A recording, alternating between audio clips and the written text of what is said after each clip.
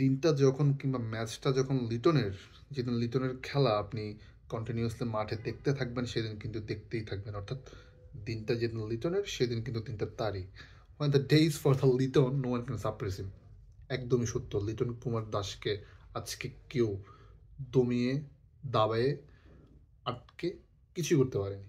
No one can hold হিম।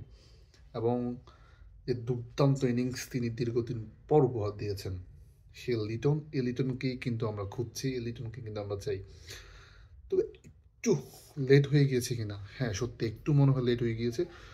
যদি লিটন কুমার দাস এই সেঞ্চুরিটা 2 দিন আগেও করতেন, আমি হলফ করে বলতে পারি লিটন কুমার দাস বাংলাদেশ টিমের সাথে তিনি চ্যাম্পিয়ন্স ট্রফির ফ্লাইট ধরতেন বা ধরার একটা সুযোগ পেতেন। এটা কিন্তু অস্বীকার করার সুযোগ নেই। একটু মনে হয় দেরি হয়ে গিয়েছে। লিটন কুমার দাসের এই ইনিংসটার জন্য কিন্তু অনেক দিন ধরে ভক্ত সমর্থক লিটনের ব্যাটিং যারা স্পেশালি ভালোবাসেন, আমার মতো যারা ফ্যান আছেন, তার নিশ্চয়ই এমন একটা ইনিংস দেখার জন্য অনেক দিন ধরে ওয়েট করছেন। এটা আসলে একেবারে হলফ করে বলা যায়।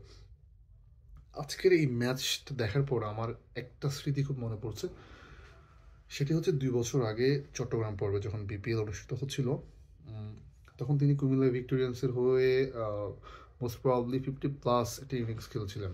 এবং সেই ইনিংসে আমি খুব কাছ থেকে লিটনের কাভার ড্রাইভগুলো দেখছিলাম। তিনি কীভাবে কাভার ড্রাইভগুলো কীভাবে স্ট্রোক করছিলেন, কীভাবে কাভার ড্রাইভগুলো খেলছিলেন। তখন আমি একটা রিপোর্ট করেছিলাম যে ওয়ার্ল্ড ক্রিকেটে যারা গ্রেটেস্ট ক্রিকেটার আছেন এবং যারা খুব ভালো কাভার ড্রাইভ খেলেন, আমি যদি একটা লিস্ট করি, সেই লিস্টে যদি আমি লিটন কুমার দাসের নামটা অ্যাড করি, তাহলে নিশ্চয়ই it could not be a great mistake. আমি জাস্ট এমন করে একটা রিপোর্ট করেছিলাম। আজকে সেই দিনটার কথা মনে পড়ে। লিটন 10টা 4, 9টা 6 আউটস্ট্যান্ডিং একটা ইনিংস খেলেছেন। এই ইনিংসের জন্য কিন্তু অনেক দিন ধরে সবাই আসলে ইগালি ওয়েটিং, মানে ইগালি এটার জন্য ওয়েট করছিল, এটা সত্যি কথা। লিটনের ব্যাটিং নিয়ে তখন সেই সময়টাতে আসলে ইমরুল কায়েসকে সাংবাদিকরা প্রশ্ন করেছিল যে লিটনের ব্যাটিং আপনার কেমন লেগেছে। ইমরুল কায়েস একটা অ্যান্সার করেছিলেন, লিটনের ব্যাটিং দেখলে আসলে উঠতে মন চায় না। আমার আরেকটা জিনিস মনে পড়ে, সেটা হচ্ছে লিটনের নেট প্র্যাকটিস আমি খুব কাছ থেকে দেখেছি, অনেক কাছ থেকে। মানে তার যে স্ট্রোক এবং তার যে পাওয়ার হিটিং, ও মাই গড, মাইন্ড ব্লোয়িং, এক কথা মাইন্ড ব্লোয়িং।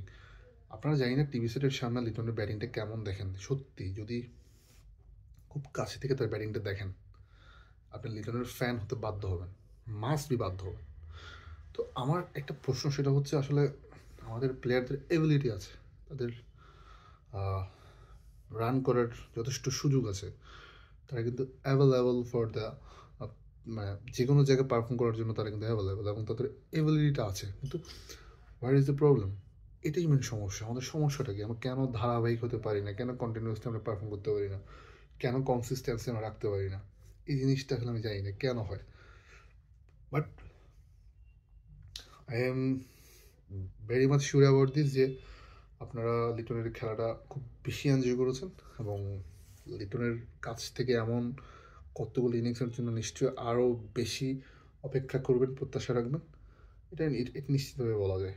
তবে একটা মিস্টেক, লিটনের এই ইনিংসটা অন্তত অ্যাটলিস্ট 2 দিন আগে খেলা উচিত ছিল।